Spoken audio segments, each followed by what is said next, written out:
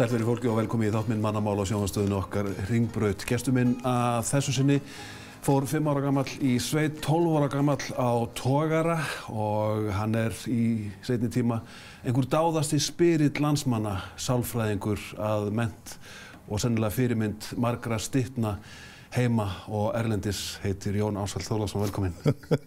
Takk fyrir þessa fallegu kynningu. Erfiðara svar en spyrja? Sko, nei, ég held nú ekki. Hér ég og get ekki annað, sko, en jú, ég hef gaman að því að spyrja. Í mörg. Ég þó ekki forvitin. Það ekki? Nei, og það kvartaundandi á mínu heimili að ég sé ekki nógu forvitin. Hvernig má það vera?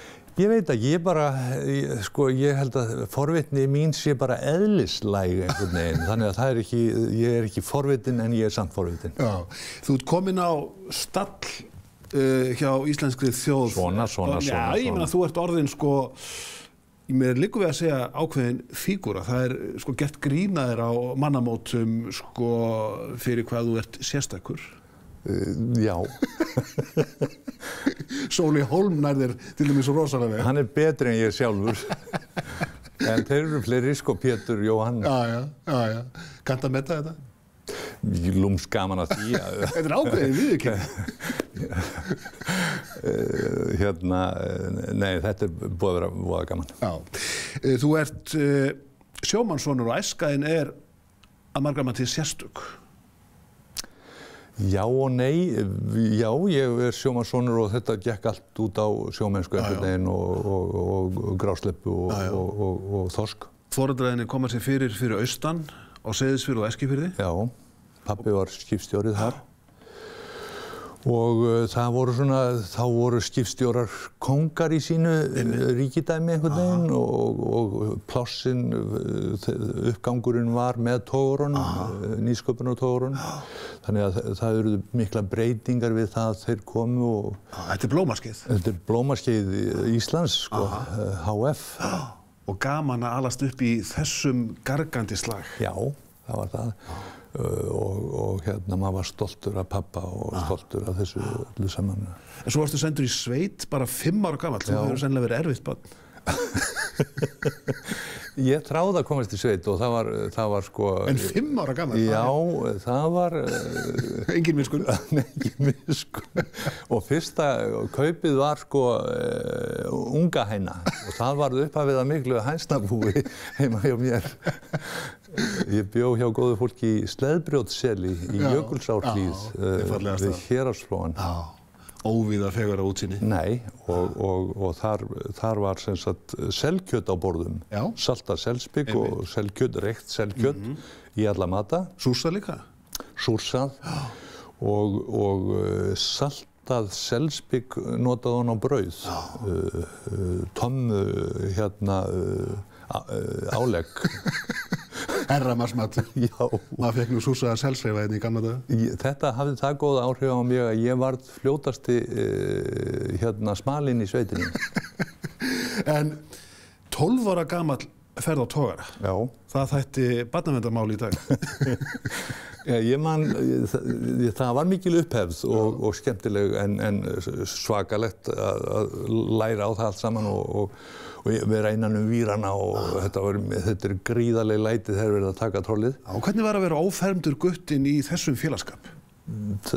Bara dásamlegt. Ég var alltaf í orðin að manni einhvern veginn og ég var... Langt fyrir aldur fram. Ég var mjög mikil sjálfstæðismaður og reif kjaft í messanum.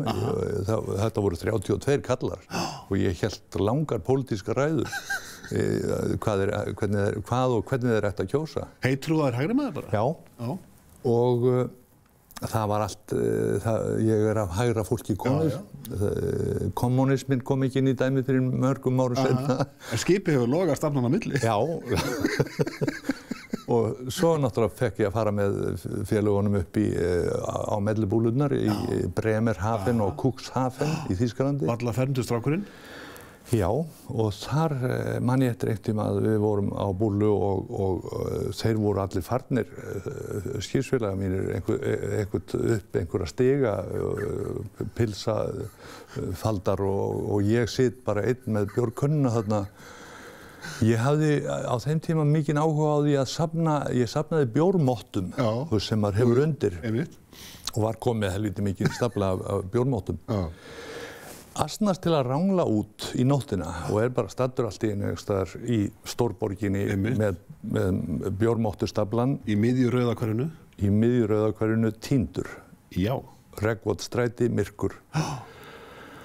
Og hvað á ég að gera? Ég veit ekki í hvað átt höfnin eins og þetta þessi stærsta borg sem ég hefði komið til. Og Þýskan takmarkuð? Já. Nema hvað að ég bregði á þá ráð að fara bara með faðirvorið. Já. Það var eina sem mér datt í hug. Faðir vor, þú sem ert á himnum, helgist þitt nafn, tilkomið þitt ríki, fer bara með þetta eins og mér hafi verið kennt við móðurkné.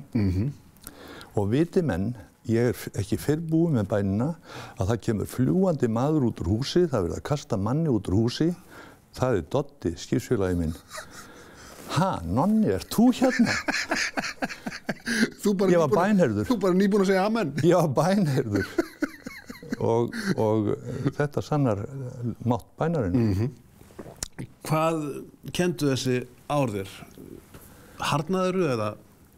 Sko, ég vann á mjög mikið af mörgum leiðilegum vinnustöðum og það var við þetta fólk sem unnum eins og þú og ég og þessar kynslóðir upp úr miðri 20. öldinni. Þetta voru náttúrulega allavegana vinnustæðir og þetta var ekki alltaf hollt umhverfi þannig lagað séð. En leið var þetta háskóli okkar. Ég held að, og maður gerir sér kannski ekki alveg grein fyrir því hversu mikilvægt það var að læra að vinna og ég varð svo seinna mikill talsmaður þess að reyna að tengja skóla og atvinnulíf og vann við það og vann við bæði við rannsóknir og svo með að kenna eða vinna í því að fá skólana og atvinnulífið til að hittast. Taka höndu saman. En það sem merkilegt við þína æsku að þú elst bæði upp fyrir austan, en nærð svo að vera barn líka í Reykjavík. Já. Það var mjög skemmtilegu tími að koma til borgarinnar. Við áttum hús við Skerjafjörðinn, gamalt hús og við komum að austan og ég er 10-11 ára gamall. Og þar áttum við svona svolítið óðal sem fjölskyldunar komu saman og þetta var á 3 hæðum suðurhlíð við Þormóðsstaðaveg hét húsið. Og þetta verður þín torfa í Reykjavík? Já. Hagaskóli og Melaskóli náttúrulega. Þarna var Allianse fiskverkunarstöðin bara hinum neðst á Þormóðsstaðaveginum með fiskverkunarhúsunum og við pabbi fór að gera út á grásleppu og við vorum með grásleppur hogna söltun og daginn sem ég var stúdent þá bárust held ég 130 tunnur af grásleppurhognum og veislan leystist upp, kallmennir brettu upp ermar og fóru í ökkunum og fóru að salta hrogn. Bjarga verðmætum hérna. Þetta dásamlega sem. En þú ætlaðir að verða kennari? Já. Sko í kennaraskólanum kynntist ég Brodda Jóhannessyni sálfræðingi sem var rektor og allir elskuðu og það náttúrulega smá saman var bara sálarfræði aðalatriðið og það komst ekkit annað að. Þannig að kennslan og það að verða kennari og svo sálarfræðin, þetta var það eina sem komst að í lífinu. En sko þú varst kallaður mjög sérstakur og frumlegur kennari. Ég veit ekki það svo gjörn. En maður reyndi allt og ég til dæmis bjó til kennsluvélar. Ég var til dæmis að kenna 7 ára börnum upp í Breiðholti í Fellaskóla að læra að lesa. Og það voru engin gögn, skólinn nýr og ég bjó manni til svona kassa, smíðaði hann bara heima og á honum var stöng og lítill gluggi eins og sjónvarpsgluggi, menn voru farnir að horfa á sjónvarp þarna sko. Og þar setti ég á stafina og sneri svo. Og stafirnir birtust einn af öðrum í skjáglugganum. Og menn lærðu bara að lesa 1, 2 og 3. Þetta var lesvél. Þetta var lesvél þess tíma en sjónvarp. Þetta alltaf til í dag, eða hvað? Sko, þetta ætti náttúrulega að vera á kennslunni í Minjasafni Íslands. Lesvél Jóns Ásars Þórðarssonar. Já. Þetta frumlegt. Kannski. En þetta hafði sín áhrif. Já, en sko kennsla Hann er ekki dásamlegur en kennsla. Ég meina, ég ætla að fara að segja það, sko, þegar þú veist, þetta óbóðslega merkilegt starfa að miðla þekking. Já, og fá að verða ástfanginn af kennaranum og hann sé þannig að hann sé hann sé leiðarljós. En varstu ekki þeir sem fá svoleiðis kennara, ég er ekki að segja ég hef verið það, en þeir sem eignast svoleiðis kennara á ævinni, þeir eru hólpnir á margan hátt. Þetta eru sterkustu æskuminningar, það eru góðir kennarar. En sko, ég hef á tilfinningunni, Jón, að þú hafi verið á þessum ári mikill hippi. Lausir á sinni? Það var náttúrulega eðlilega, það var kall tímans. Ég samt þannig að sko ég var stuttklipptur lengi framan af með sko nánast krúnurakaður. Af því að það fer mér illa að gera eins og aðrir. Ég hef alltaf átti dálknum erfiðleikum með það. En svo var það ekki aftur snúið, ég áttaði mig á því bara, ég var á leiksýningu og ég hugsaði, nei, og ég gefst upp. Hárið verður að síka. Ég ræði ekki við þetta og fór heim harða ákveðin í að fara að safna hári. Og endaði með að ég var með sítt fallegt hár og ef þú trúir þig ekki þá get ég sýnt þér myndir af því. Og það kannski til myndir af því sko úr Jesús Kristi súperstjörnu uppsetningunni frægu. Já. Þar söngstu? Já, það var toppurinn á tilverunni þá. Ég var einn af postulunum. Já, það hæfir þér vel. Og það var þannig að sko, þetta var mjög skemmtilegur tími og Austurbæjarbíó alltaf fullt og syngja þessi flottu lög. Segðu. Webbers og Tim Rice, þeir komu á frumsýninguna. Og var mjög gaman. Og postularnir voru náttúrulega kvöldmáltíðin og föstudagurinn langi og förum í gegnum þetta og ég hef alltaf haft áhuga á þessu einhvern veginn og það var alltaf einhver sem laumaði brennivíni í glös postulana. En það var bara í eitt glas, annars var þetta vatn. Og svo átti að skála og maður vissi aldrei hvort að maður hefði lent á brennivínsglasinu. Rússnesk rúllett. Og lentur ekkert í náðu? Já. Maður fekk þetta í þessu, þá hóstaði maður jafnvel. En þessi tími, voru þetta í þínu tilviki frjálsar ástir og fíkniefni? Svolítið. Það var náttúrulega allt með í pakkanum í sjálfum sér og það var sagt að ég hefði verið í þröngum hópi sálfræðinema sem tók alltaf LSD á föstudaginn langa. En margt í þeirri sögu nú ekki satt. Það búið að skreita hana aðeins. Það búið að laga hana til. En þessi tími var sko ótrúlega frjáls eftir íhaldið sem á undan kom. Já, það var allavega, sko, við vorum að reyna að brjóta böndin einhvern veginn og breyta heiminu til góðs var náttúrulega svona kjörorðið. Einmitt. Tókst það? Sko, já. Við höfum lifað ótrúlegar breytingar. Já, af því að sko 8. áratugurinn skiptir sko algjörlega ham. Það opnast allt kvenfrelsisbaráttan byrjar. Segðu. Á fullu. Og síðan bara upplýsingin hinn síðari. Það hefur allt breyst á undanförnum 40 árum og allt eiginlega til góðs. Og þetta eru ótrúlegir hlutir. Mamma og pabbi og kynslóð foreldra okkar gengur reyndar í gegnum gríðarlega breytingar í upphafi 20. aldarinnar og fram til foreldrar mínir eru fæddir 1914. Takk fyrir. Og það urðu náttúrulega miklar breytingar á þeirra skeiði og heimsstyrjöldin og styrjaldirnar og breyttu miklu síminn og það eins og við sko á margan hátt komum frá úr steinöld og allt á 100 árum. Einmitt, segir Jón Ársæll Þórðarson sem gestur minn að þessu sinni að ræða ævi sína á störf og við höldum áfram eftir auglýsingar að ræða hans ævi sem hefur verið litrík og förum yfir í kannski alla karakterina sem hann hefur fyrirhitt á ævinni. Takk fyrir að vera til. Já, takk fyrir að vera til, segir Jón Ársæll vanalega eftir andartak.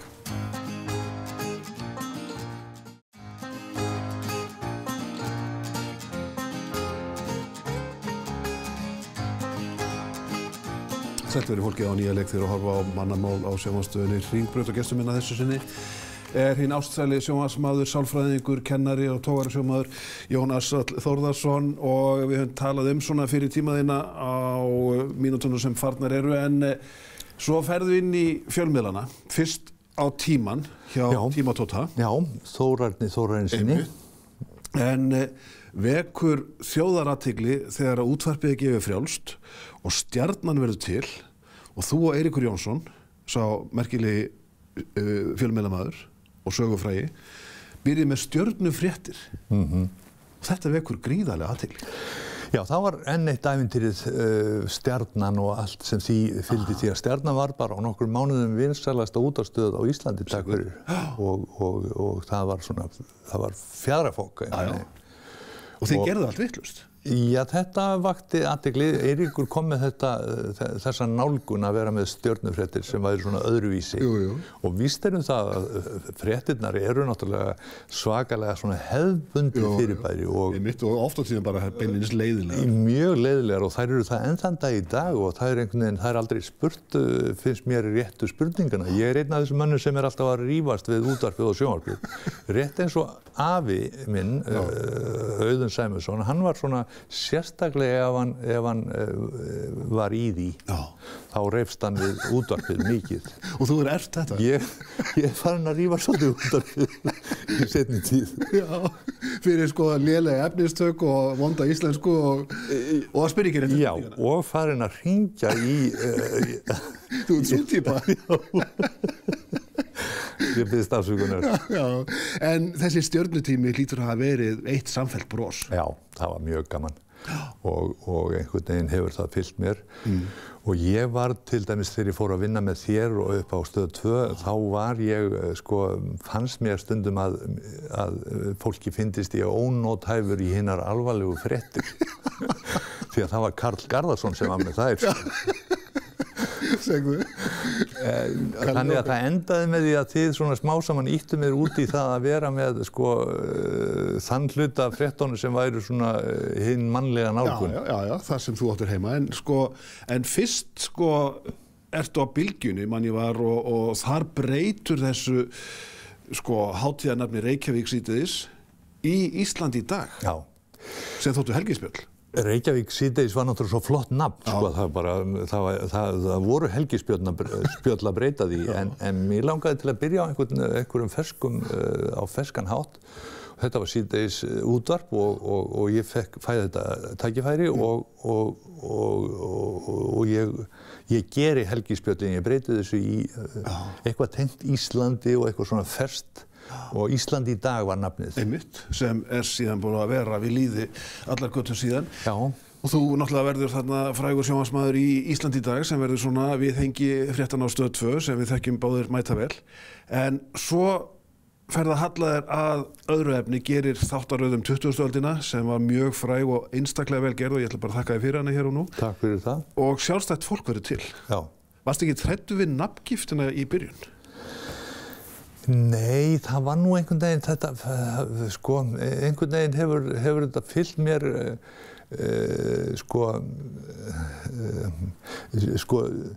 Ísland í dag var það einhvern veginn líka svona, svo við byrjum á byrjunni, það var svona, það var svona ákveðin frasi. Já, því ég endaði gjarnan þættina á þessum frasa, já, svona Ísland í dag.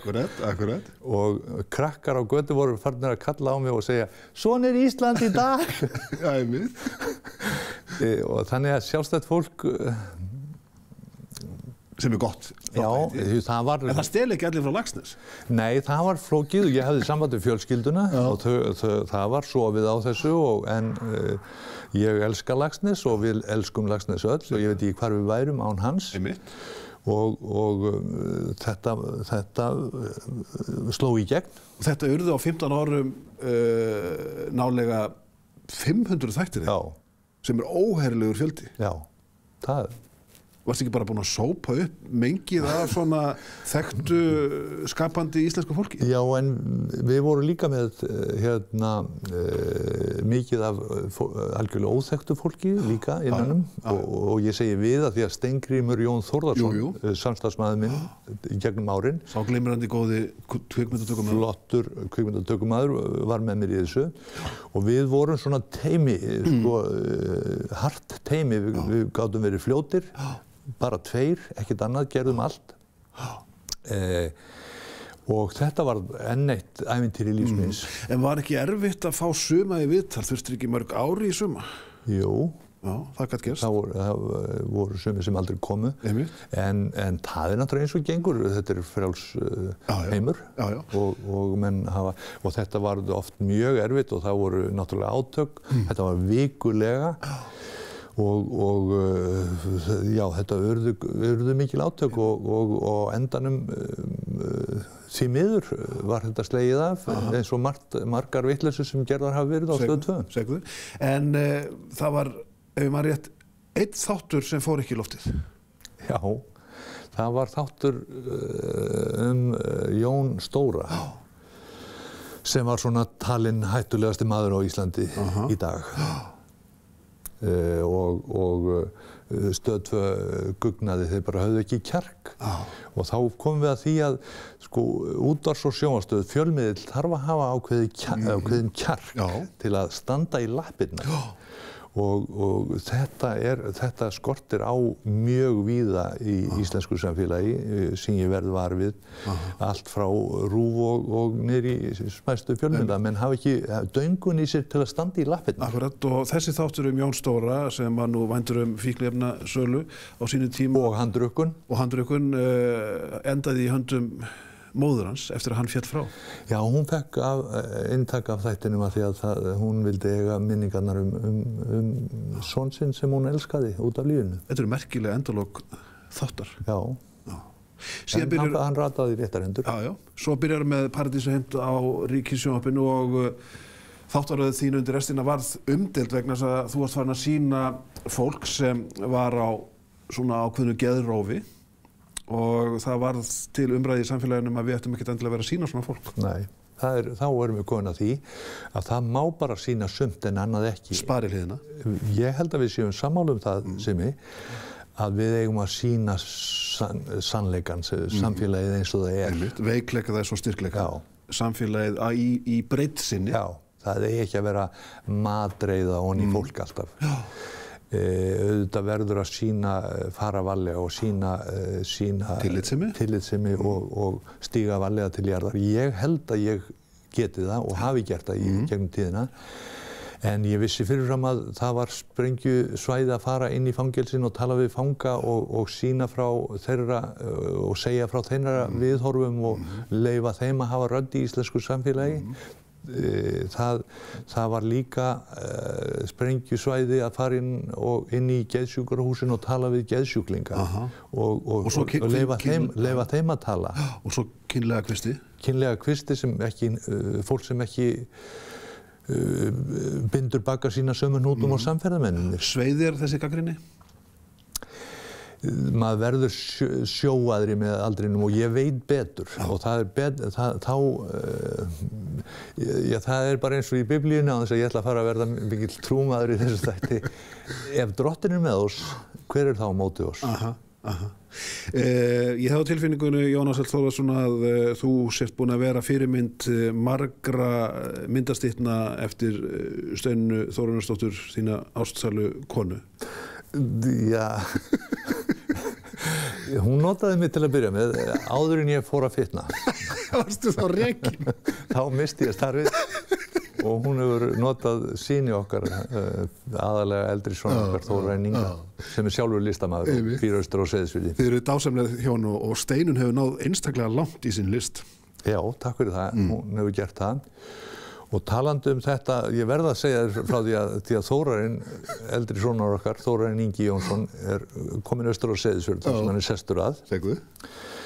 Og Steinunn frá Seyðisfirði, frá Þórarinn stöðum í Seyðisfirði og Þórarinn sonur okkar heitir sama nafninu sem búið að vera í Seyðisfirði í 1100 ár. Já. Svona nú Ísland og íslenskan tær. Já. Og þú hættur að starfa sem myndast þetta á líkamlegum ástæðum? Já, ég fæ að hræra sement og bera þunga hluti á vinnustofunni. Já, þú munt fagna 70-afmæli næsta ári. Hvernig gamalmenni heldur það verður? Töðandi ofan í kviðinn eða skemmtilegt gamalmenni? Ég veit það ekki. Mér líður vel og ég kominn, ég var að fá innum lúguna í gær félagstíðindi eldri borgara. Sem reyndar, hverju myndavélin, sem reyndar afskaplega, finnst mér, klient tímaritt. En gangi þér vel. Takk. Á öllum árunum sem framöndan eru. Ég segi takk sömuleiðis og takk fyrir að vera til, eigum ekki að faðmast. Faðmlagið læknandi. Já, takk, elsku kallinn. Takk fyrir að vera til. Og þar með þættinu lokið með þessu faðmlagi. Í næstu viku verður allt annar gestur sem kannski tekur utan mig, en við sjáum til. Í millitíðinni verið góð hvert við annað.